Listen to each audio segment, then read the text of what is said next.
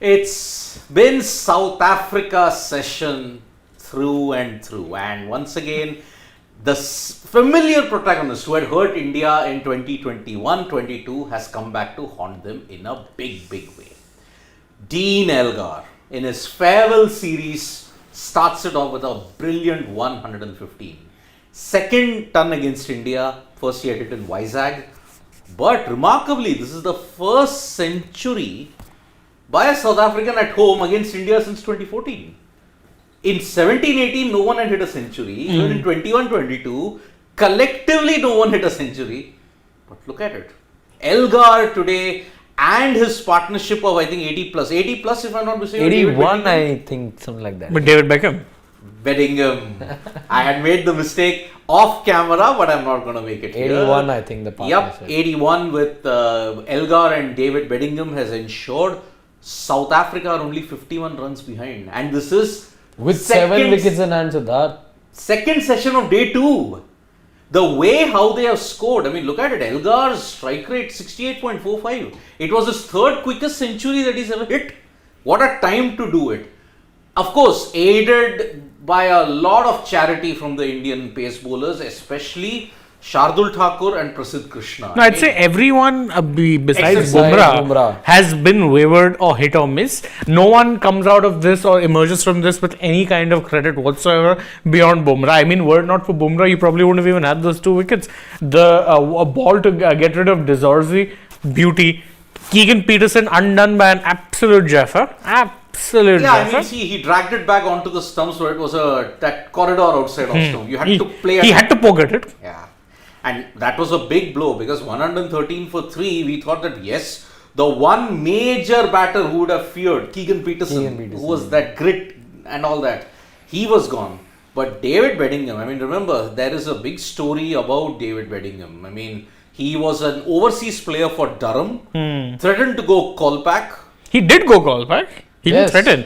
He is a Kolpak returnee. Yeah. So he had gone Kolpak and is now, of course, is being bedded back into the South African system. Exactly. And remember, ever since Brexit, now none of the South Africans can ply their trade there, and for 4 years and all that kind of a situation. I think 4 years, right? You have to play with them. Kolpak, the concept of Kolpak is now dead. Because Kolpak was heavily reliant on one thing. EU membership. Once EU membership was gone, then the concept of Kolpak just made no sense. What was Kolpak? Kolpak was free movement around EU regions, right? But as a professional. As a professional, whatever it may be, you could be a professional anything. Even if you were like a carpenter or a handsman of some sort, Kolpak guaranteed that you could get that sort of employment. I thought that was Schengen. It's the same. Kolpak was similar. But unfortunately, now with England going the Brexit route, there was never going to be any scope of Kolpak being upheld. And so far, if you look at it, he is again one of those typical South African batters. Short ball, he will latch onto it, he can deposit into the stands. I mean, those 2 sixes that he hit, I think both were pull shots, if I'm not mistaken. One of Siraj and one of Shardul. So that's why, but Elgar, man, I mean, 21 boundaries, 84 of his runs have come in boundaries. And look at what has happened. Shardul, Prasidh's main thing was hit the deck. But he's overpitched. And Shardul, wide and inconsistent, but that is what you get with a Shardul Thakur. And because of that, Siddharth, 3 no balls. How do you justify that? Even Siraj, 2 no balls if I'm not mistaken. 3 no balls for Shardul, 2 for Siraj, as Siddharth points out. That's just criminal, yeah. In a test match? In a test match, like I agree that in 3 no balls, 4 no balls, Mohammad Siraj and Shardul Thakur. In white ball cricket, I understand when you're looking for extra pace, you're going for that Yorker, you're going. Test match, how do you explain that? 7 no balls in totality. That's just ordinary. Like, this is, I'm being extremely soft here by calling it mediocre or ordinary, because this is worthy of a lot of criticism, by the way. Look at the rate at which runs have been rigged. Okay, Prasidh, I can say nerves, whatever, first match, but expect better from Shardul. No, I would expect better of Prasidh also, because again, you know why? This was the perfect situation for him to bowl as he's always bowled. Hit your hard lengths.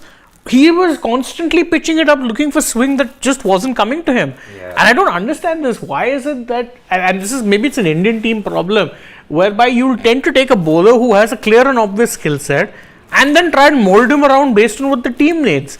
It's not how it works. That's never been how it works. Why is a Chris Wokes, for example, so effective in England? You know what his strength is? He'll get the new ball to move. So you're going to play him in England, especially in Test match cricket. He has a torrid record overseas, by the way, which is why he's not even been picked for the West Indies tests. Tells you everything you need to know. But at home, you know this is his role. This guy, Prasidh, again, hit the tech bowler and he's bowling it full. It's like Arshdeep was a death over specialist. You made him a power play bowler, now he's neither. What is the logic here? We saw yesterday how much sometimes if you're bending your back hard enough, you were getting some that were exploding off the pitch. None of that from him. He's bowling it full or over pitched. I mean, look at the wickets that happened, okay? If you have to look at Virat Kohli, that was a swinging delivery. That was swing. Yeah. That was cloud cover. But then look at Shreyas Iyer nipping back in of a good length. That was also fuller. Ashwin was a back of the line, it just shot up from the deck. Then if you have to look at even Rohit, short ball, but then again, that shot he fell for the trap. He fell for the trap. Then look at Yashasvi, that was the only full delivery. If you have to that got you a wicket. That got you a wicket. Apart from that, okay, all around that good length area, people were targeting, but Prasidh over pitching, Thakur over pitching, wide outside off, gaps everywhere. And because of that, there was a period, first hour. In that first hour, 2 wickets fell. But then look at the lengths that they were bowling.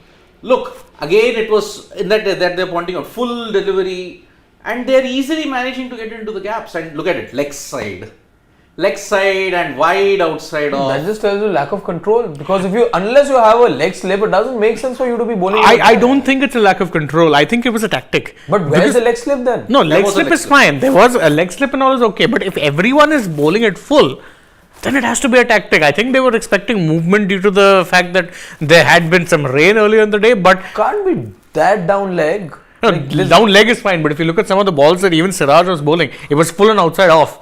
So clearly they were looking for that movement, which was non-existent today. After a point, surprising because overcast conditions and the pitch still got a bit of juice in it. More than a little bit.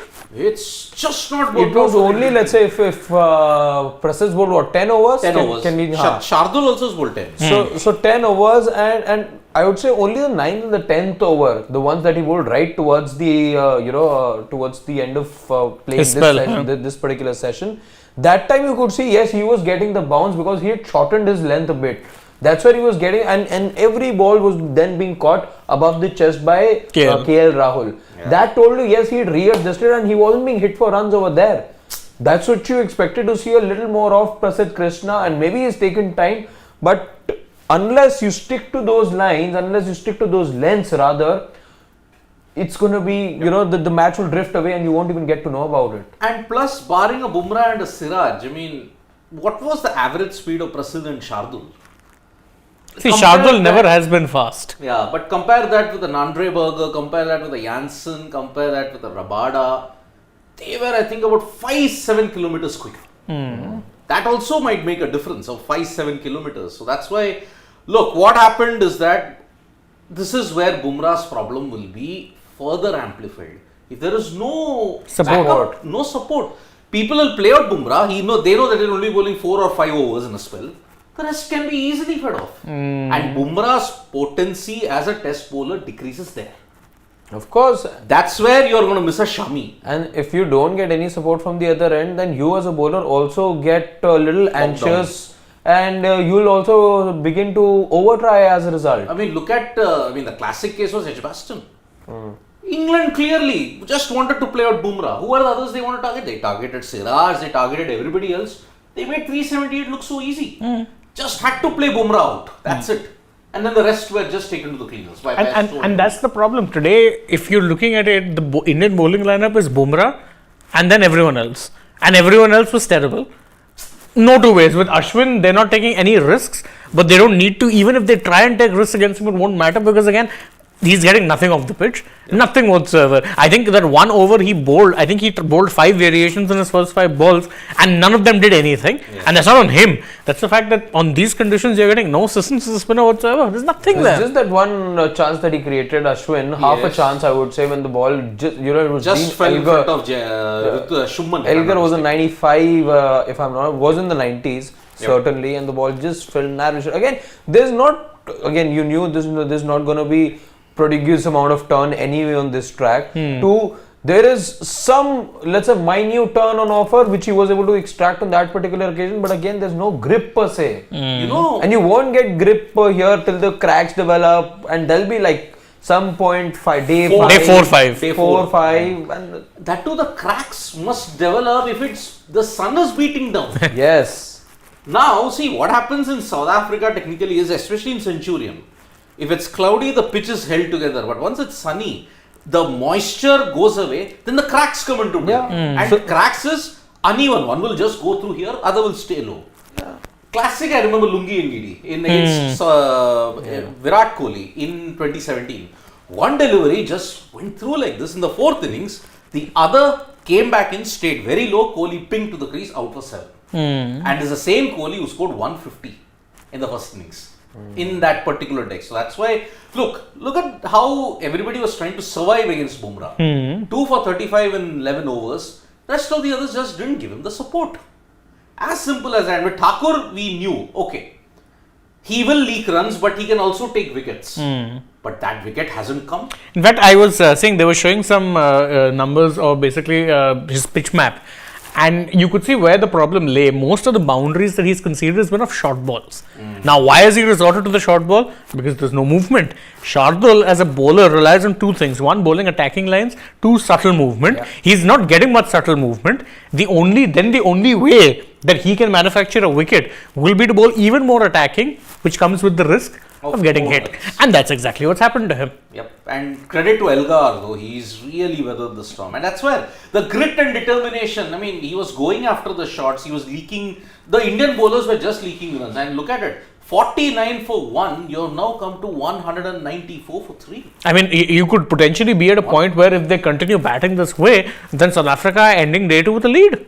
They're ending with a lead. Big, like a good sizable lead, I would say. And that too, their other key batters are yet to come. That is why if South Africa get a lead of about 100, 150, India are in trouble. India are in trouble big time. Yeah, because they still have a variant to come. They've still got, if I'm not wrong, well, Temba hasn't really come out to bat yet, but who else? Just go up. I want to see who the other batters are. There is Jansen yet to come. Jansen can bat a bit as well. Just go up a bit. I think there we can. I think he's again. Check. Sleep. Yeah. Please go up a bit. He's gone to sleep again. 3rd time. Yeah, 3rd time.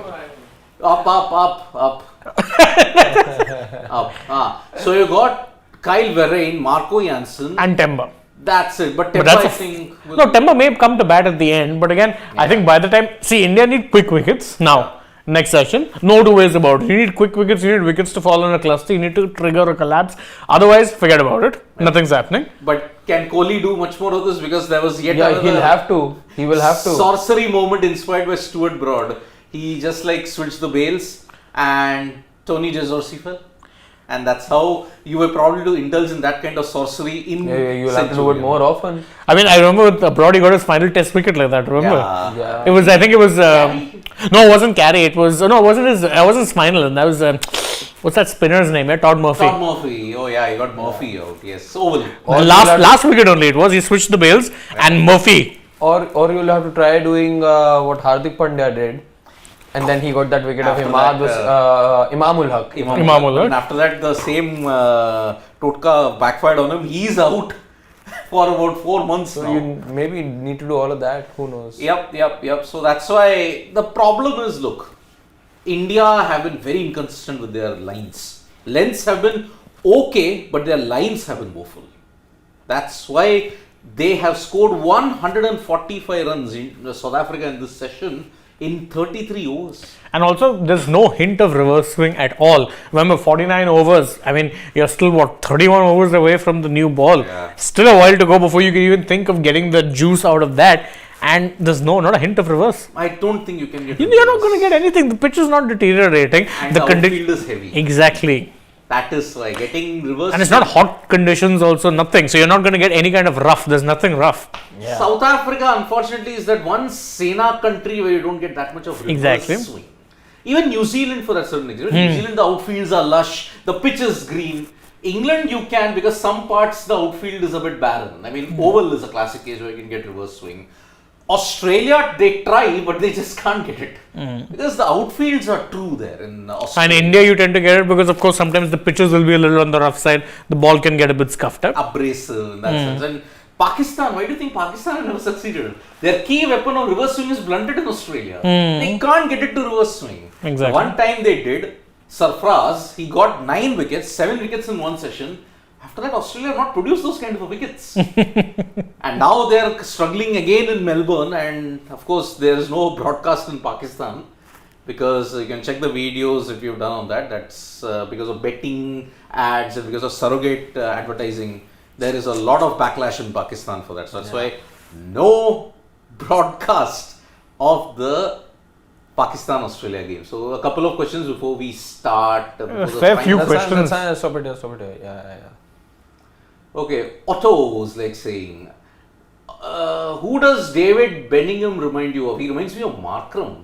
I think that's a flattering comparison to Markram because I think Bellingham might be a proper his own batter, if you may look at it. There's no comparison with anything as such. Okay, GGK. Is he? I sometimes don't know whether GGK says the right thing, whether he's serious or he's sarcastic about it. Spells from Bumrah and Siraj after tea will give us lead. We are winning with Ash wrecking havoc in the 4th innings. yeah, that's a big prediction, but then he always does that. He always does that, yes. So, what did Fitpunk say? I was right that day. Dean Elgar is on a mission in his farewell series. Man, he's playing on a different track altogether. This game is going Proteas' way clearly. Until you don't get him out, it's going that way. Yeah. See, you need Elgar's wicket, and I think you can limit the collateral damage that is there. Yeah. But getting a lead, 7 wickets you'll have to lose for 40 odd. See, it can happen in South Africa. You can get cluster collapses, but it's often been the opposition that has cluster collapses. Exactly. Not the hosts in that sense. Well, I like GGK's optimism. I hope it happens. But in the entire day today, only 5 wickets have fallen so far. Yeah, I think the pitch, I dare say, has eased out a tad. Could very well be. Yes, could very well be. And South Africa have gotten the better of the And batting this is conditions. when things haven't been the most bright, by the way. Yes. Whoa, Dex is saying Bellingham reminds me of AB. No, that's Too big. soon. So soon. Exactly. We'll wait on that, Dex. We'll really wait on that. Yeah, I mean, it's very difficult to get a second AB de Villiers here. We are lucky that he came in this We're generation. lucky we had one. Yeah. I tell you, in cricket, after some points, we will never get to see, in our generation, we are lucky to see a Djokovic, Federer and Nadal. In the next upcoming 10 years, I don't see anybody matching up to that stature. Same with the likes of Lewis Hamilton, Max Verstappen. I don't see the next major big thing in Formula 1 to hold that kind of... No, I see there's plenty of guys who, if they get the right machinery, there's a Leclerc who could do well, a Lando Norris could do well, a George Russell in the winning cars is definitely, he's got the mentality. Yeah. The problem is right now, since the new regs have come in, Max has had the best car, and the best car and the best driver is always going to be just a recipe for massive success. With tennis, I do tend to agree with you. I don't see who that next generational talent is. Even in a football, maybe after Ronaldo and Messi, who can... Mbappe, maybe. There's an Mbappe, there's a Haaland who's But holding again, the flag. For them to do what these two guys did. No, I think it's impossible. You won't see it at that level. Those two guys were geniuses, freaks of a different kind. Just appreciate that you still have them around. Even cricket, I mean, after Kohli, a Smith, a Williamson or a Root, After this gen's Fab 4, basically. who will be the next? You may not even, I mean, you may be entering an era of cricket where internationals aren't even given first preference. Let's be very frank. Could be. True. Yeah. So, let's hope that India can get some wickets, because remember, South Africa get a lead of close to 100 or 100 plus. India are in serious trouble in Centurion. And this, by the way, becomes as important in a session as, let's say, the second session yesterday was, because remember, what did South Africa do? They picked up 4 wickets as against and that 3. too, who did they pick up? They got Kohli. All for, I think, Iyer. Rabada. Yes, Rabada took all the 4 wickets. So you need such an inspired spell from India now if they are to stay in the game, because otherwise this is drifting away and that lead that they have is evaporating within no Please time. give that normal comment. Crucial half an hour. Crucial half an hour for India's bowlers. In that sense, I think Kohli is leading the team talk. Yeah, he's leading the team Yeah. talk. Wow, that's good. I mean, to be fair, they do tend to give the responsibility around, and there is a clear leadership group that exists. Yep. Kohli is definitely part of that group, even if he's not the captain. Indeed. So let's see how it goes. 2 hours now from 7:30 to 9:30. That is the period when you're going to see this final session. And let's see, Deepak Yadav, hold that comment. Yeah, we'll have a deep ended sort of a conversation towards the end now. Let's just head across and watch the match. And we'll try answering all your questions towards the fag end of the day. Exactly. Especially the point about intensity. We'll hold to that point. Okay. So Bumrah, I think, will start the final session. Let's see if Elgar can be dismissed cheaply now in this first hour, then I think India have a faint chance. So from me, Shane and Harshit, it's bye-bye. We will see you at the final session. 2 hours later. 2 hours later.